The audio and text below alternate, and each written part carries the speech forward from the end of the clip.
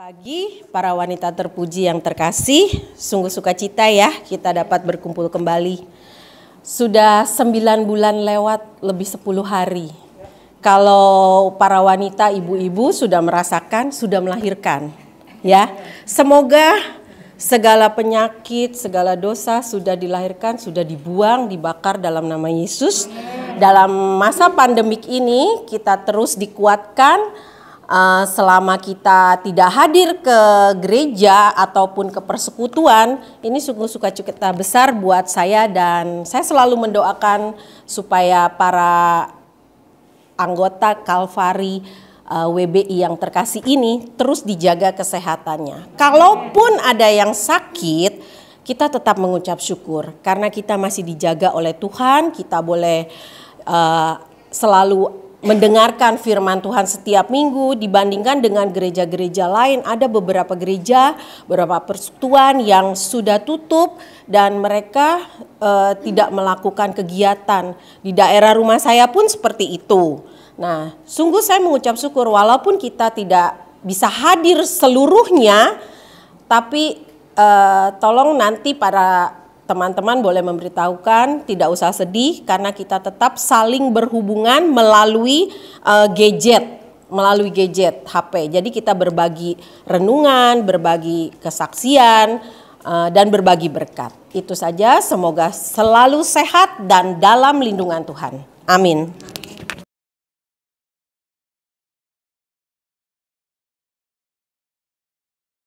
Penuh sukacita, hai dunia bersukalah.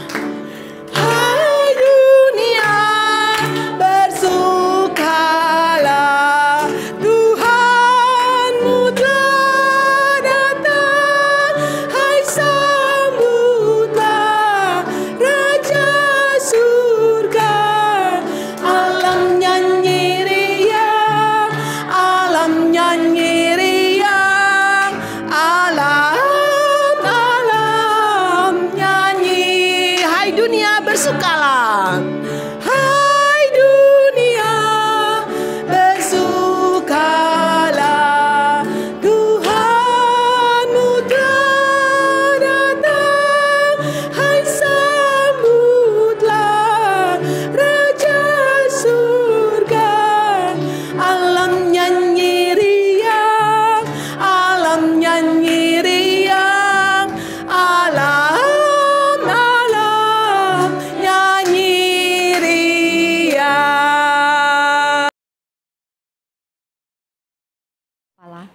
Bapa kami di dalam surga, terima kasih Bapa, terima kasih Tuhan Yesus. Terima kasih ya Roh Kudus karena Engkau sungguh baik buat kami. Kami juga bersyukur kalau kami boleh dikuatkan juga melalui puji-pujian yang kami boleh naikkan di dalam hadirat Tuhan. Terima kasih juga kalau saat ini kami boleh diberkati, untuk kami boleh dikuatkan juga melalui firman Tuhan. Bapa, buka hati kami semua. Buka pikiran kami, buka telinga kami untuk kami boleh menerima taburan benih firman-Mu. Semua duri yang ada di dalam hati kami Engkau buang, Engkau hancurkan di dalam nama Tuhan Yesus. Bahkan semua penghalang yang membuat kami tidak dapat memahami firman Tuhan, Engkau juga patahkan Tuhan dalam nama Tuhan Yesus. Dan kami mohon kuasa Roh Allah yang menguasai seluruh kami yang ada di tempat ini. Bahkan hamba juga yang tidak bisa apa-apa, Engkau yang mengurapi Tuhan. Karena hamba percaya hanya bersama dengan Tuhan hamba mampu melakukan segala perkara. Dan biar hadirat Tuhanlah yang akan menyentuh hati kami semua. Karena kami percaya di dalam perkenanan Tuhanlah firman ini akan memberkati banyak orang. Juga memberkati semua kami yang ada di tempat ini. Bapa, kami mengucap syukur, kami serahkan semuanya di dalam nama Tuhan Yesus. Haleluya, puji Tuhan, amin. Terima kasih untuk kesempatan yang diberikan kepada saya untuk membawakan firman Tuhan ya. Hari ini saya akan membawa dengan tema Lihatlah Bintang di Timur, yang akan diambil dari Matius 2 ayat 1 sampai ayat ke-11. Matius 2 ayat 1 sampai ayat ke-11. Saya akan bacakan ayat demi ayat ya. Ibu-ibu tolong ikut menyimak. Orang-orang Majus dari timur. Sesudah Yesus dilahirkan di Betlehem, di tanah Yudea pada zaman Raja Herodes, datanglah orang-orang Majus dari timur ke Yerusalem dan bertanya-tanya, di manakah dia raja orang Yahudi yang baru dilahirkan itu? Kami telah melihat bintangnya di timur dan kami datang untuk menyembah dia. Ketika Raja Herodes mendengar hal itu, terkejutlah dia beserta seluruh Yerusalem. Maka dikumpulkannyalah semua imam kepala dan ahli Taurat bangsa Yahudi, lalu dimintanya keterangan dari mereka, di mana Mesias akan dilahirkan. Mereka berkata kepadanya, di Betlehem, di tanah Yudea, karena demikianlah ada tertulis dalam kitab Nabi. Dan engkau Betlehem, tanah Yehuda, engkau sekali-kali bukanlah yang terkecil di antara mereka yang memerintah Yehuda, karena daripada mula akan bangkit seorang pemimpin yang akan menggembalakan umatku Israel. Lalu dengan diam-diam Herodes memanggil orang-orang Majus itu dan dengan teliti bertanya kepada mereka, bila mana bintang itu nampak. Kemudian dia menyuruh mereka ke Betlehem, katanya, pergi dan selidikilah dengan seksama hal-hal mengenai anak itu. Dan segera sesudah kamu menemukan dia, kabarkanlah kepadaku, supaya aku pun datang menyembah dia. Setelah mendengar kata-kata raja itu, berangkatlah mereka. Dan lihatlah, bintang yang mereka lihat dari timur itu mendahului mereka, hingga tiba dan berhenti di atas tempat di mana anak itu berada. Ketika mereka melihat bintang itu, sangat bersukacitalah mereka, maka masuklah mereka ke dalam rumah itu, dan melihat anak itu bersama Maria ibunya, lalu sujud menyembah dia. Mereka pun membuka tempat harta bendanya, dan mempersembahkan persembahan kepadanya, yaitu emas, kemenyan, dan mur. Cerita tentang kelahiran Yesus dan orang Majus tentu adalah cerita Natal yang setiap tahun selalu kita dengar. Dan saya yakin di antara kita pasti sudah hafal betul tentang cerita ini. Tapi apakah ada yang pernah merenungkan apa sih arti daripada bintang itu sendiri? Ya, kita akan lihat bintang di timur atau yang disebut juga dengan bintang Bethlehem. Itu adalah bintang yang muncul di langit yang menjadi petunjuk jalan, di mana bintang inilah yang menuntun orang-orang Majus untuk berjumpa dengan raja yang telah lahir di Israel, yaitu Tuhan Yesus. Ya, dan kita juga lihat siapa orang Majus itu sebenarnya. Orang Majus itu adalah raja-raja dari timur. Mereka adalah orang-orang yang pintar. Mereka adalah ahli perbintangan. Mereka adalah ahli filsafat.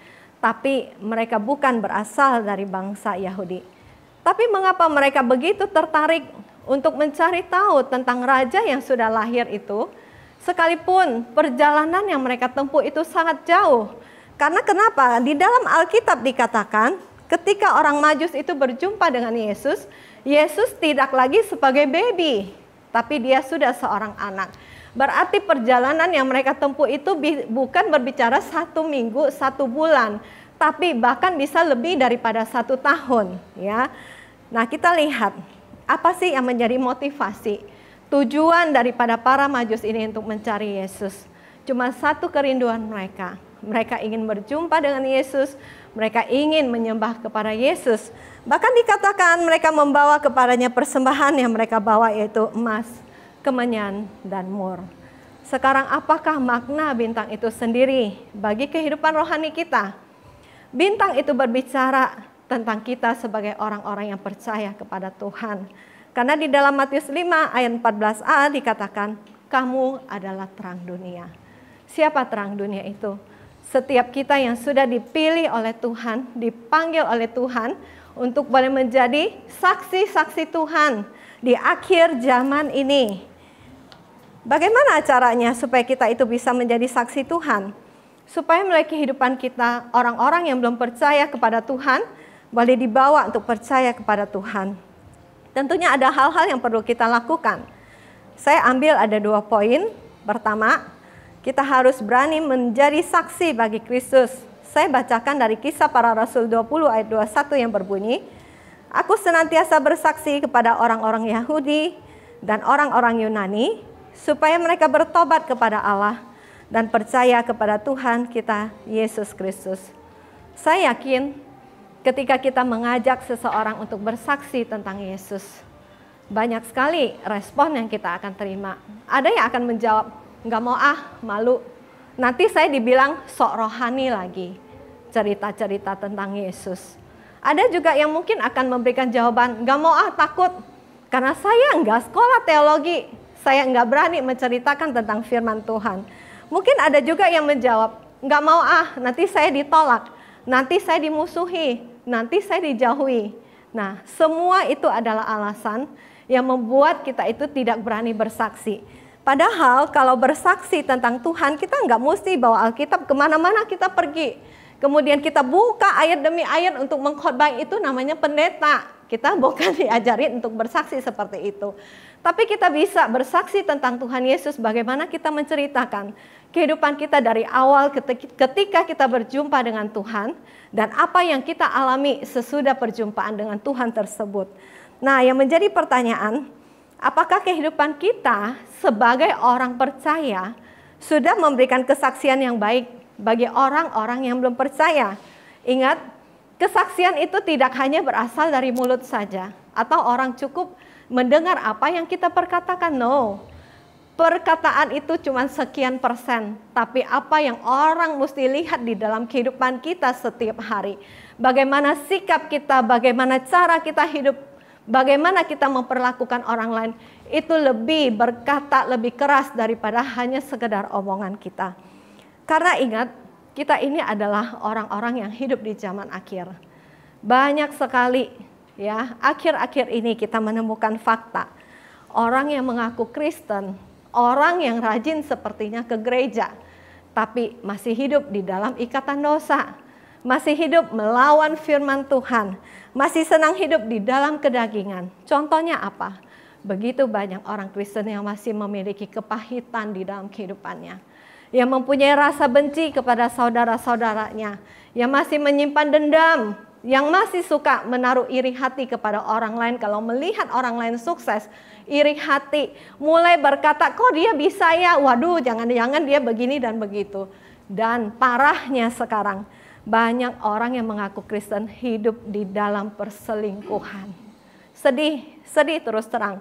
Saya sendiri banyak mendengar, bahkan saya ada melayani satu keluarga, ya, istrinya ini masih muda, tapi suaminya katanya dia pernah ke gereja, tapi kerjaannya setiap kali itu menyakiti istrinya, bahkan kesukaannya adalah membeli pelacur.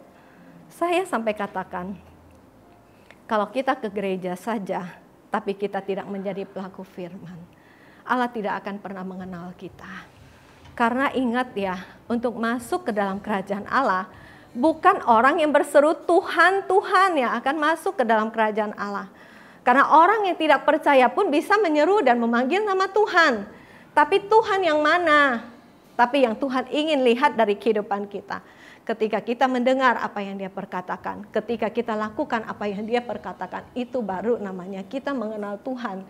Dan kita tidak cukup hanya sampai titik kita mengenal Tuhan, tapi kita harus menjadi pribadi yang dikenal oleh Tuhan. Dan bagaimana kalau kita itu masih terikat dengan dosa? Apakah kita bisa berharap kita itu bisa bawa jiwa kepada Tuhan? Jangan pernah bermimpi sebelum hidup kita berubah, kita tidak akan pernah dapat menjadi saksi yang baik bagi Tuhan. Jadi bagaimana caranya supaya kita dapat memberikan kesaksian yang baik tentang Tuhan yang ada di dalam kita? Kita harus hidup di dalam pertobatan. Apa artinya bertobat? Kita meninggalkan cara kita hidup yang lama. Kita buang semua dosa-dosa yang dulu sering kita lakukan. Dan kita mau belajar untuk menanggalkan kedagingan. Hidup menurut Tuhan. Karena Yesus katakan, barang siapa yang mau mengikut aku, dia harus memikul salib. Dia harus rela menderita. Dia harus ikut aku. Memang saya katakan, kita sebagai orang percaya, sadar atau tidak sadar, suka atau tidak suka, setiap hari kita itu hidup dalam peperangan. Berperang melawan apa? Berperang melawan daging. Berperang melawan iblis. Berperang melawan dunia ini. Itu adalah peperangan yang harus kita perangin setiap hari. Dan bagaimana caranya supaya kita ini bisa tetap menjadi saksi Tuhan di tengah-tengah dunia yang semakin bengkok ini? Tidak ada pilihan. Selain kita datang kepada Tuhan setiap hari, katakan, Tuhan, aku persembahkan hidupku, tubuh, jiwa, rohku untuk menjadi alat kemuliaan bagi nama Tuhan. Supaya hari-hari yang kita jalani ini semata-mata hanya untuk menyenangkan hati Tuhan. Dan orang yang mungkin tahu dulu kita itu orang yang tidak benar, ketika dia melihat kita itu hidupnya sudah percaya, sudah diubahkan dan menjadi orang yang baik, saya percaya Roh Kudus yang akan menarik dia untuk datang kepada Tuhan. Hal yang kedua yang kita bisa lakukan, menyatakan kasih Tuhan dengan mengasihi sesama. Saya akan bacakan dari 1 Yohanes 4 ayat 21. Dan perintah ini kita terima dari Dia, barang siapa mengasihi Allah, ia harus mengasihi saudaranya. Kita semua tahu apa perintah Tuhan yang terutama. Kasihilah Tuhan Allahmu dengan segenap hatimu, dengan segenap jiwamu, dengan segenap akal budimu, dengan segenap kekuatanmu. Perintah kedua, kasihilah sesamamu manusia seperti dirimu sendiri. Tentunya kalau kita mengasihi orang yang mengasihi kita, mudah kan? Mudah sekali. Orang dunia pun melakukan hal itu. Tapi ketika kita dipanggil sebagai terang Tuhan, kita harus memiliki kehidupan yang bertampil beda dengan orang dunia. Bagaimana caranya kita harus hidup? Ketika ada orang yang menyakiti kita, ketika ada orang yang membenci kita, ketika ada orang yang mencaci maki kita, Yesus katakan apa? Berdoa untuk mereka, ampuni mereka, minta berkat untuk mereka. Coba bayangkan, ini adalah hal yang sangat-sangat tidak mudah kita lakukan. Tapi saya katakan, tidak ada pilihan lain untuk kita menyenangkan hati Tuhan. Selain kita berkata, yes Tuhan, saya akan lakukan. Sekalipun hati saya sakit, sekalipun daging saya sakit Tuhan, saya tetap akan melakukan apa yang Tuhan perintahkan. Karena saya tahu hidup saya bukan milik saya lagi. Hidup saya adalah milik Tuhan. Jadi bukan kepada daging saya memperhambakan diri saya harus memperhambakan diri saya sebagai hambanya Tuhan. Itulah cara bagi kita untuk menjadi terang. Karena apa yang orang dunia bisa lakukan, kalau kita lakukan itu namanya kita bukan terang. Tapi kita harus menjadi yang berbeda, Tuhan katakan. Kita itu harus menjadi yang lain daripada apa yang dunia lakukan. Bahkan Tuhan katakan ketika kita itu ditampar pipi kanan kita, kita harus memberikan pipi kiri kita. Itulah Tuhan. Ketika kita mengikut Tuhan, memang banyak sekali hal-hal yang di luar daripada kekuatan dan logika kita. Tapi kita percaya Tuhan yang mengasihi kita, Dia ada di dalam kita, Dia hidup di dalam kita. Dan Roh Kudus-Nya yang akan memampukan kita untuk boleh menjadi terang bagi Tuhan dalam kehidupan kita.